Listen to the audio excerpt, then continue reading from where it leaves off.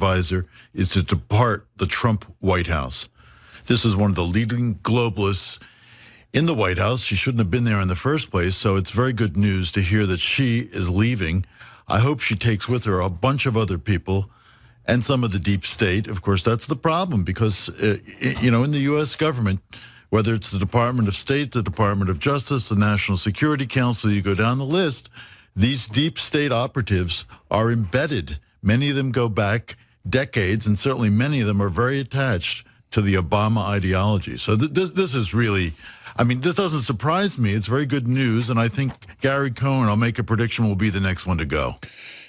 In fact, we were talking earlier, I don't know if this can even be said yet, but little birdies have told you Gary Cohn, formerly Goldman Sachs, that's been caught bad-mouthing the president quite a bit and undermining him. You've heard him. He's going to be gone? I think that's, it's an easy prediction to make. The other prediction, of course, that's out is that the Secretary of State, who's really not operating as Secretary of State, he's probably the weakest Secretary of State the country's ever had, will be gone in February once his stock situation clears so he can have his tax-free tax status as a result of serving in the U.S. government for a year, and we'll have a new Secretary of State. These are big changes on the national security and on the international front. And hopefully Trump will make the decision, and I think there's a clear indication, to pick people this time that are more closely aligned with his worldview. Wow. Dina Powell out. This is huge breaking news. And again, I don't do this to toot my horn, but I came on air today and I said, exclusive email shows effort to give Trump campaign WikiLeaks documents. And I said, this was in September. We had these a month and a half before with the key. Everybody had the keys. The keys were given out. Exclusive email shows effort to give Trump campaign WikiLeaks documents. I said this morning, this is pure poppycock. Now even the Washington Post has to admit, email pointed Trump campaign to WikiLeaks documents that were already public. So somebody sent the campaign an email with public WikiLeaks a month and a half after they're out, and that's the Russian collusion. They haven't even proven WikiLeaks is Russian. Now, getting public WikiLeaks a month and a half later is the proof. Top story on CNN this morning. Well, in the case of Russiagate, we have a situation where Vesel Kanaya, the Russian lawyer who was meeting in Trump Tower with Donald Trump Jr. and Paul Manafort and Jared Kushner, was meeting the hour before with GPS Fusion and meeting the hour after with GPS Fusion, which is all tied back into the original Steele dossier. And that's all the fake, made up, perjury, false affidavit. That's, instead of them making an original false affidavit, because they had no witnesses, they just made up fiction, had that brought in by the FBI, certified, and then given to the court. Absolutely, and this dossier is really really the nub of the whole thing. And I've been doing research on it. I live in London, and I've been able to crack into MI6 and into some other people who can tell me the real truth on how this document was created, who created it, what his view is, how he is a globalist himself, actually a Fabian socialist, and what is behind that dossier. That's a very, very provocative story. Ted Malloch, folks, Davos Group Board, Aspen Institute. Didn't you found a bunch of some of these too? Well, probably on Tuesday and Thursdays. What was your involvement with Aspen? Did you found that? No. Aspen actually was a great organization. Didn't you used to head it up, though? I was the head of all national seminars and custom programs. See, I just go off memory. Yeah. We'll be back. Ladies and gentlemen, Ted Malloch, one of the board members of the Davos Group, former head of the Aspen Institute, you name it, is in studio. And let me tell you, he's got amazing sources in our government, in other governments. He lives in London. He was telling me a lot of stuff MI6 told him at dinner last night. I didn't know we could get into that, but he's willing to get into it right now. But here's the big breaking news. Dina Powell, Deputy National Security Advisor, one of the key baddies that brought in all these bad globalists, leftists, and also neocons to depart Trump White House. That's the Washington Post. And I got to give the Washington Post actually a little bit of credit. Jeff Bezos' Washington Post. Maybe they realize that, they're about to lose, so they're going to back off because they've been the worst so far. Email pointed Trump campaign to WikiLeaks documents that were already public. So now CNN has a top story today that it's over for Trump, that they had WikiLeaks, that WikiLeaks sent them an email. Well, no, a citizen sent them an email to public stuff off 4chan and INFOWARS and you name it, with public WikiLeaks that were a month and a half old. I mean, this is like saying Donald Trump read the Washington Post, I mean, or the New York Times. But again, they just act like all of this is some big, giant evil, and they've caught them in something bad that if you ever read a WikiLeaks, you're a Russian agent, even though WikiLeaks is not Russian. And even though CNN would beg to have Julian Assange on or get the next WikiLeaks. So this is just absolutely beyond a nothing burger. So Ted Malloch, let's get your take on this, and then get in to MI6 and the PP-Gate dossier and Mr. Steele and Mr. Strzok and the judge recusing themselves over Flynn. I mean, this thing is collapsing like a landslide right now.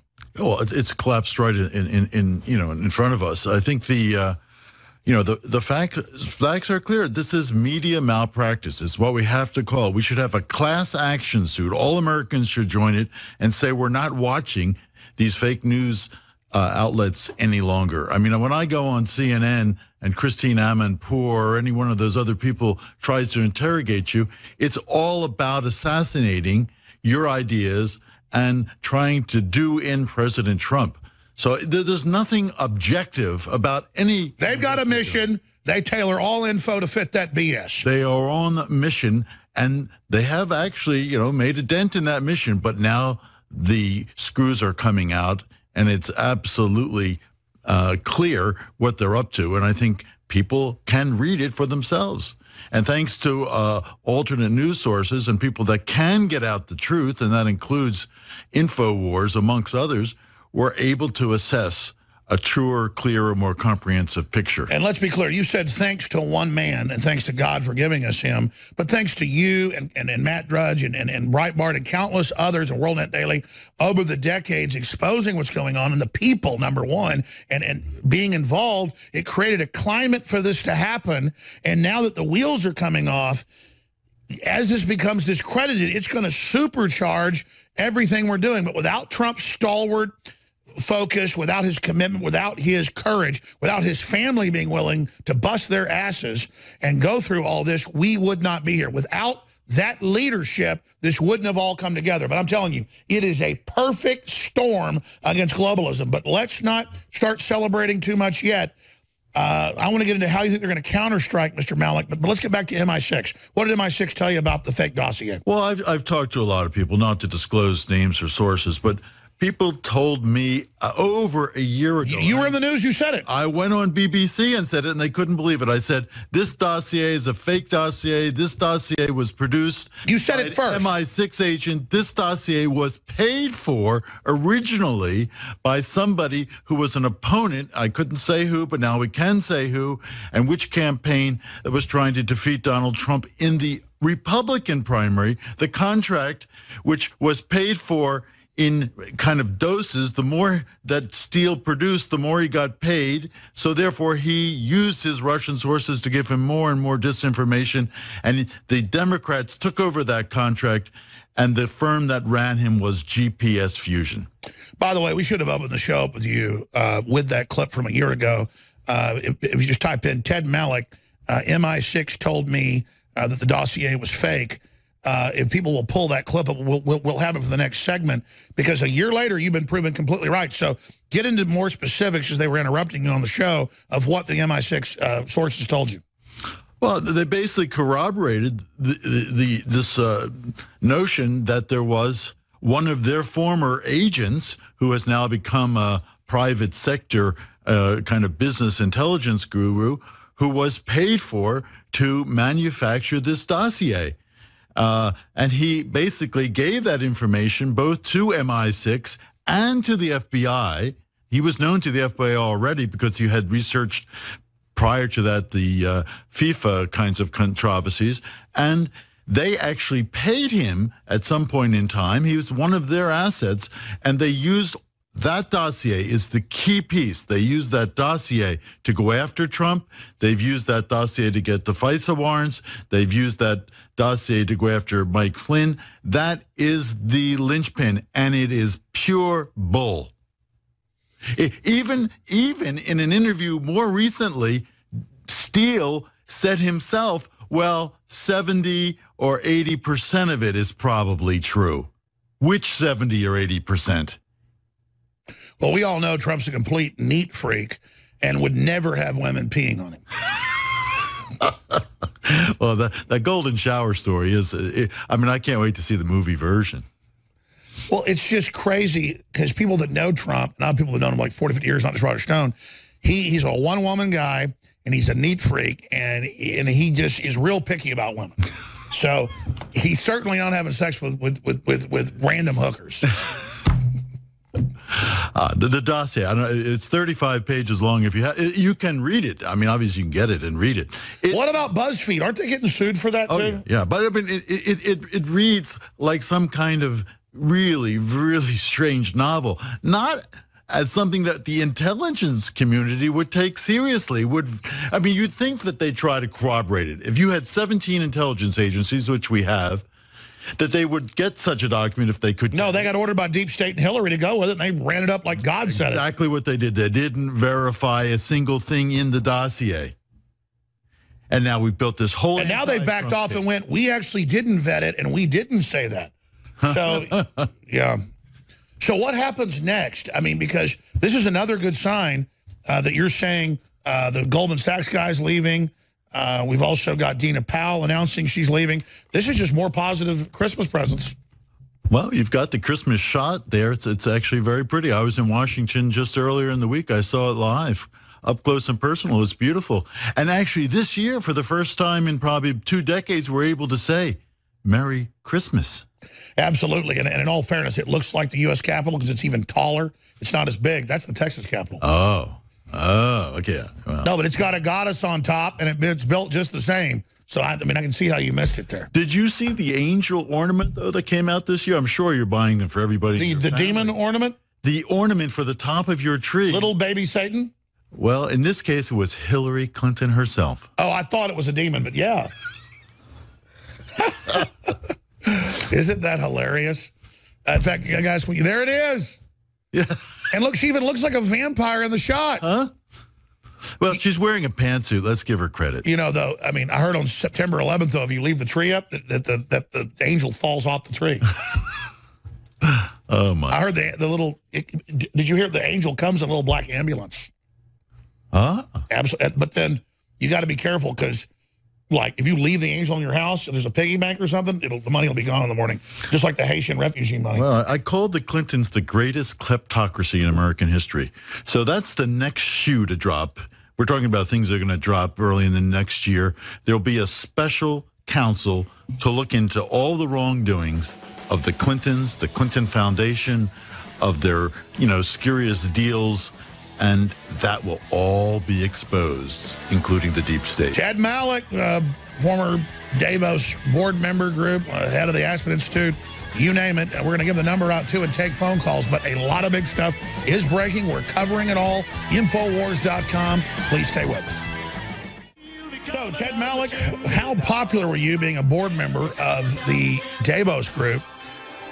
Over the years saying that the EU is the USSR and needs to fall apart, and now we're starting to see that happen. I mean, what was it like when you were amongst those people saying that? Well, I wasn't saying it, frankly, when I was inside some of those organizations.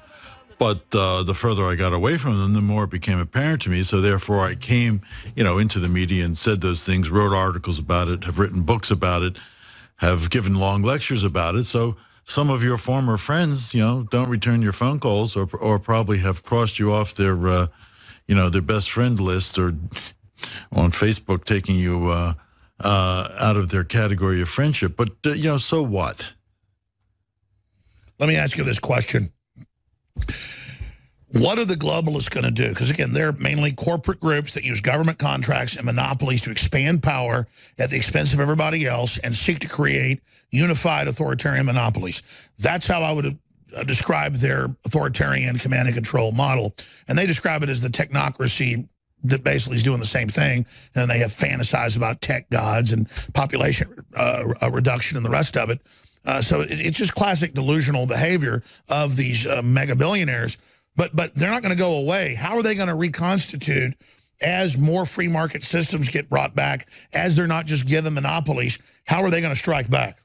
Well, it is correct. They're not going away. They're not going to give up. They're still, key players in the world. And their headquarters, in effect, is Brussels. So you're going to see more and more activity, whether it's Soros-funded or EU-funded, coming out of Western Europe. And they're going to try to use the international organizations, whether it's the Paris Climate Change Accord, or whether it's some UN body on migration, or some millennial goals. They'll use those same organizations, but if they're defunded and delegitimized, it's going to be harder to use them. They have less credibility, and the U.S. is basically bailing on all those institutions thanks to Donald Trump. He hasn't even appointed yet an ambassador to the European Union. What does that say? It just shows how he's being blocked trying to put good people in the government, and there's this attempt to just stay in power and hold everything off just long enough to bring globalism back. But again, Trump's just a figurehead. Even if they could get rid of him, don't they understand the tide's turned against him? What does Peter Thiel get that they don't get? Well, I mean, Peter Thiel made this statement about globalism or globalization, which are not the same things, being on the ebb tide. It's going out.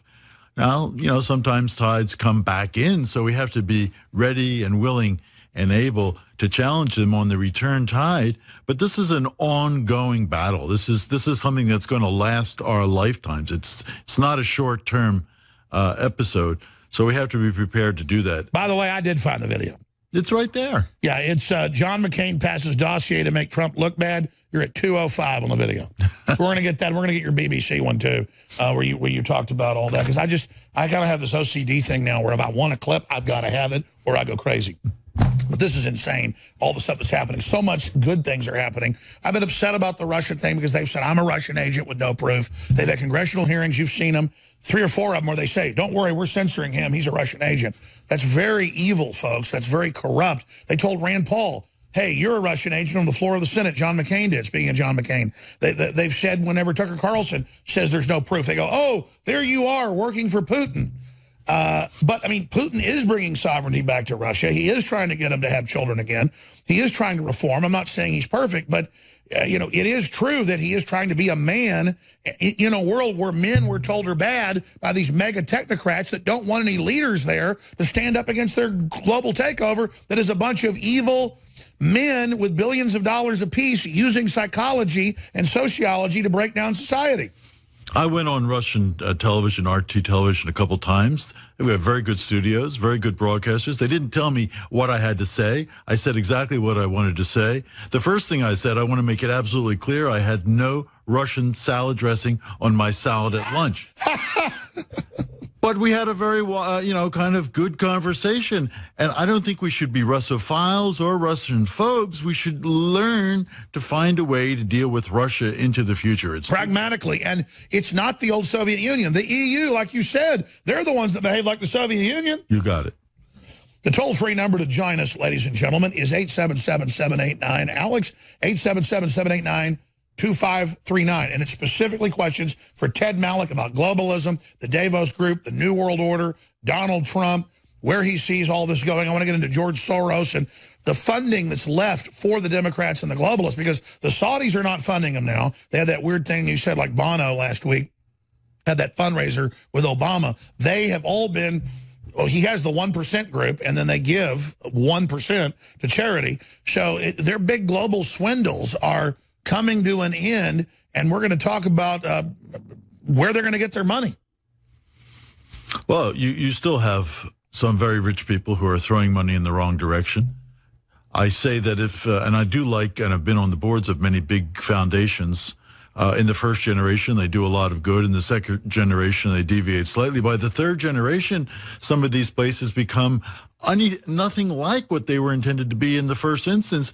And the founders, who are, of course, long dead now, would say, what are you doing with this money that I left in this charitable organization? And we can go down the list. It happens almost every time. And most of the modern leftist stuff is like deviance and just defacing beautiful art, destroying families, attacking manhood, attacking true feminist prowess. I mean, why are they attacking strength and beauty? Well, because they are total relativists and they don't have any understanding of what truth is. objectively how one deals rationally with the world, and they have this very nihilistic view. So this is becoming more and more. I mean, when you think about our educational they're system, evil. I have been in the university. This is what is prevailing in the university. So they're a reflection of that part of our culture. I would say that's an even longer term battle, taking back the culture.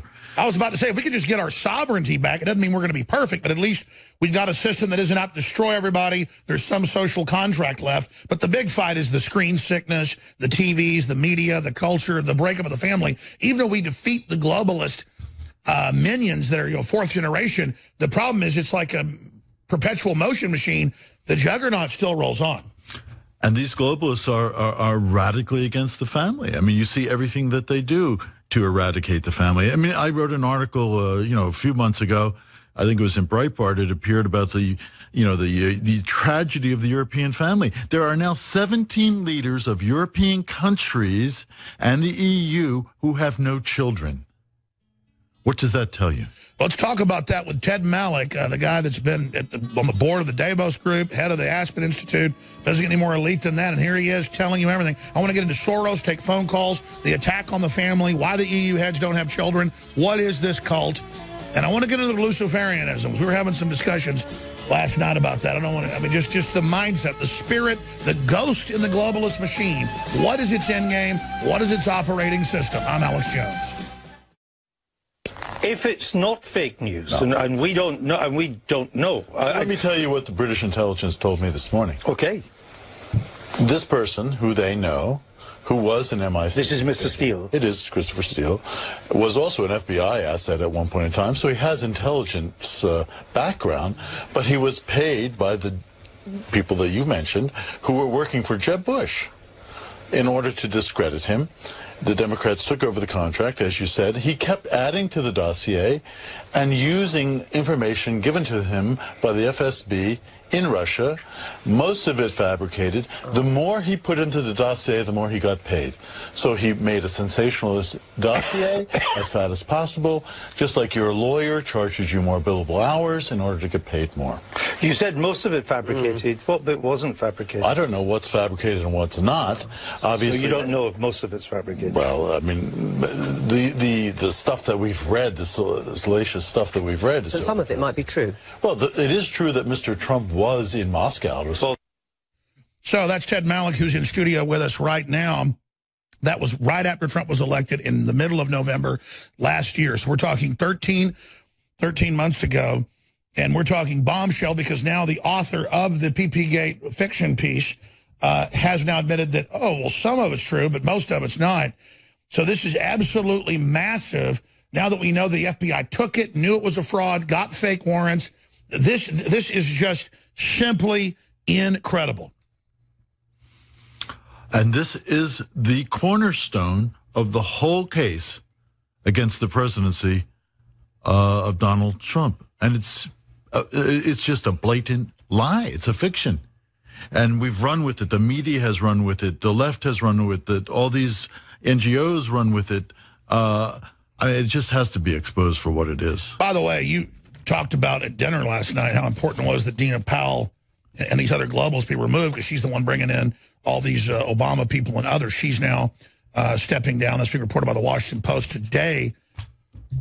But we also talked about Soros and the funding that the Saudis being taken out, the arm that's been funding the Democrats, and these particular princes, that's another reason the Democrats are in so much crisis is their black money, their secret money that they pay for fake dossiers and things is drying up.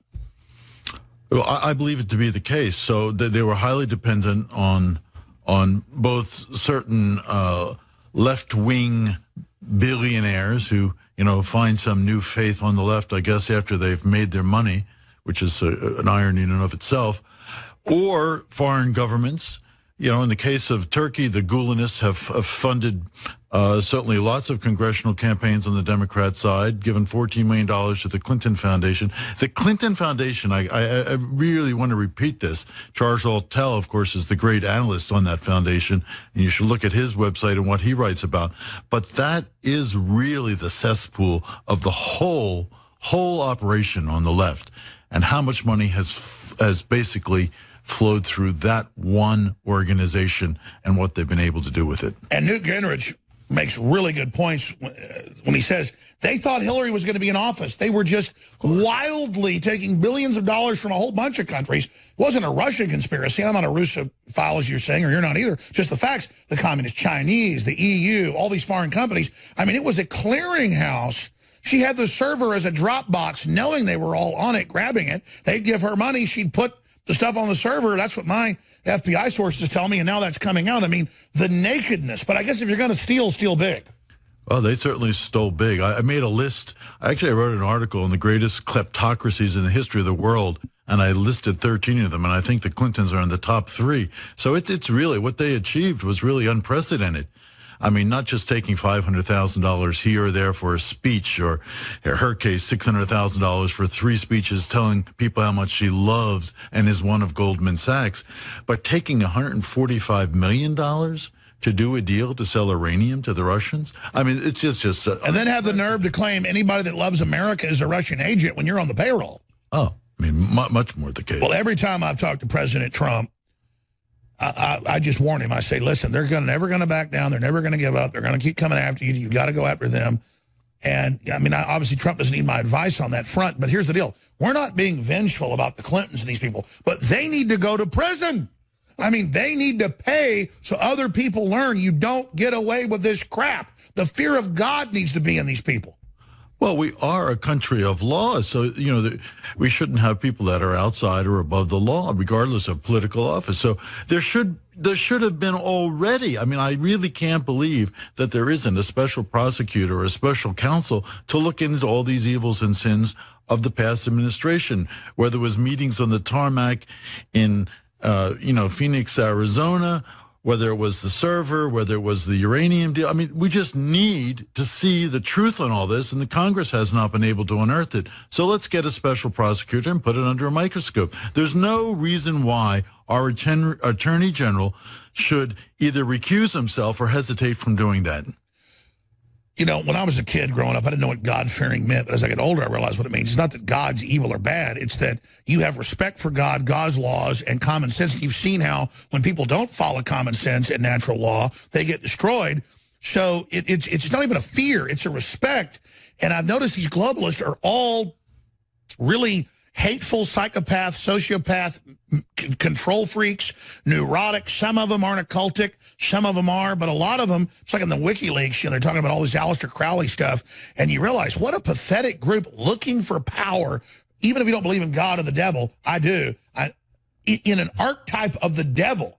And you literally find out their mascot's the devil. Even if they don't really believe it, they get into the nastiness of the rituals and doing bad things. And it's just like, I know we talk about it at dinner, we talk about it here. I don't know how much you want to talk about, but and your associate that was here talking about, some of the top folks in the country they work with, and just how it's like you can't swing a stick without running into a Luciferian. And again, they're not a devil worshiper. They think the devil's God. Can you speak to that and get in some real trouble? Well, yeah, now you open the gate. I mean, this is radical evil. So these are individuals who have largely divorced themselves from any kind of normal religion, but they've had to fill the void in their lives and in their interpersonal dealings, and they've looked at either Satan or the occult, and they've begun to worship false gods, false idols. And a lot of it, of course, has to do with their own political power, with their own greed and accumulation of money and material. But they've been actually harsh critics then of those of us on the right who still practice traditional religion. And here I'm not trying to suggest we should become theocratic. I mean, I believe firmly in the First Amendment and the freedom of conscience. Well, there are no atheists in foxholes. I know God's real. I can feel the force of good, and I can feel the force of evil.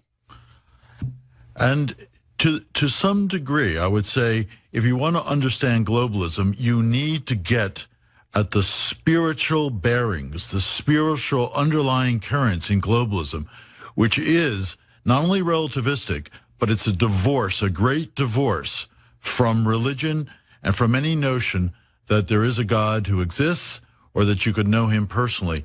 They would like, actually, and of course Western Europe is a place where fewer than 3 or 4% of people have any religious tradition anymore. They would like to move the rest of the world away from their traditional bearings, from their traditional cultures, from their traditional scriptures. And why is that? To replace it with whatever they want. It's a power trip to end free will. Absolutely. And who will be in charge then? Unelected bureaucrats who we call experts, really aren't that experts, who pull over on the rest of the population what they want to do. And there's no democracy left in the end. There's no faith left in the end. There's just one gray monolithic state. That's what they want. They don't want real diversity. Oh, it's not about diversity. Not at all. If they like diversity, they like the differences in European countries. They want to homogenize that and make it all one color of gray. We're going to come back and go bam, bam, bam. Zach of Army Special Forces Command, and now in Morocco, so he can even talk to us. Zach is called in, and he is an amazing source. We've got Kevin, we've got Shabazz, we got Josh, we got Brent, we got Lauren, we got John, we got Matt, we got a lot of folks, and I got a feeling, if you can do it, we're going to go a little bit in the next hour, but you need to get some lunch as well. But we'll be right back, folks. Stay with us, InfoWars.com. Yeah, my job's easy. I'll tell you, I'm lazy when it comes down to things of the heart and soul, and I'm being sarcastic.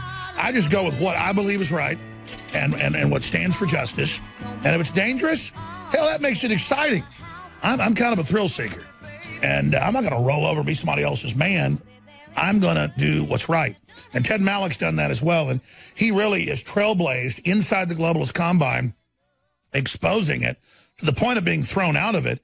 And boy, is it not sweet justice to see capitalism, Americana, populism exploding. We're going to take phone calls this segment and a few more. Mike Cernovich is joining us. We've got Zach, who we were talking about at dinner last night, formerly with the Army Special Forces Command out of Florida. The FBI did pick him up and take him to a base last time he was on. He broke down what really went on from my sources as well at Vegas. So we've got Zach we're going to in a moment, who had to go to Morocco, where his mother lives, just to even be able to call us. But any other points you'd like to add? Well, I do want to say, because it's the thesis that I've been writing about most recently, that we also, and I think Trump is very good at this, we have to defend capitalism again. We have to go on the offensive about capitalism.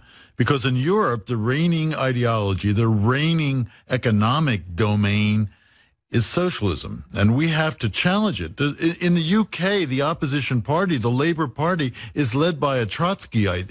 If May's government falls, which is very weak, we will have a socialist Trotskyite Prime Minister of Great Britain, our most important ally. And Germany's going more to the left. So we have to understand that this is still a battle that we haven't won yet, involved in between capitalism and socialism on the economic zone, on the economic sphere. And if you look at it parliamentary-wise, people think, well, if Merkel almost lost, then how is socialism stronger? Well, now, basically, the communists are coming in the coalition now supporting her to prop her up, but that gives them more power. So to stay in power, the left's gotten even more extreme. Same thing here. What are they going to extract in the German situation? This new grand coalition is with the Social Democratic Party. They're going to move the Merkel government, which teetered, obviously, couldn't put together another coalition, to the left. And the demand is going to be, they've already stated yesterday, a United States of Europe. Getting away with the nation state, doing away with the nation state. Yeah, like, oh, by the way, you can't leave now. They're playing that game, and they're going to play it hard and fast in order to keep Merkel in power. Historically, that doesn't go too well. No. And Germany is the lead country in Europe, so what happens in Germany actually matters, not just the German economy, but they have an inordinate power. The entire euro currency, which is a phony currency to begin with, is basically contrived to help Germany. The German elites. Yeah. You think it helps the average German, too? I think so. The average German has done very well. What's crazy is the EU is literally a Nazi construct idea of Juncker's grandfather, and now he's the head of it. Well, about 40 years ago, there was a minister in Margaret Thatcher's great government who said at that point in time that the European Union is basically a scheme to prop up Germany. And he used the Hitler word, which, of course, you're not allowed to use. He was dismissed from Thatcher's government. The same can be true, or said to be true, today. The EU was a Nazi idea. Oh, it predates, certainly, its founding after the war. The whole genesis of the European Union came, frankly, after the First World War. Why is he still in control of Luxembourg when his grandfather took it by force? I mean, what the hell's going on with this unelected Juncker? Well, this is the whole definition of the European political system. You don't have to elect your leaders; you just appoint them. Even the director generals of the different sectors in the European Union are not elected; they're just appointed. So where Napoleon and Hitler failed, they're succeeding until we bring them down. But this will be the third round of EU European expansion. Well, they have expanded. There are other countries in the east of Europe that may want to go into that European Union, and they should be advised, I think, against that. There are. I'm proud of Eastern Europe standing strong. Oh, yeah, no, the Poles and the Czechs and the Hungarians are really, I would say, giving the forces in Brussels more than a headache these days. I saw just yesterday. Well, they know when something's taking them over. Well, they just said yesterday there's going to be a court case to force those countries to take asylum seekers. They're saying we can't integrate them into our countries. We don't want those. That's what's crazy. Some people say if the U.S. doesn't come back, the only thing Western's left Russia, and it's not even really Western. It's its own thing. Well, that tells you the crisis of the West right there. Yes. So we talked about Western civilization. And I think we need to basically, certainly starting at a very young age, start to teach our students again about Western civilization. They've, in the case of Europe, they've actually lost touch with their foundational their ethos, roots. Their entire cultural ethos, the foundations of Western civilization, which is actually Greco-Roman, Judeo-Christian. They've lost it. That's incredible diversity, by the way.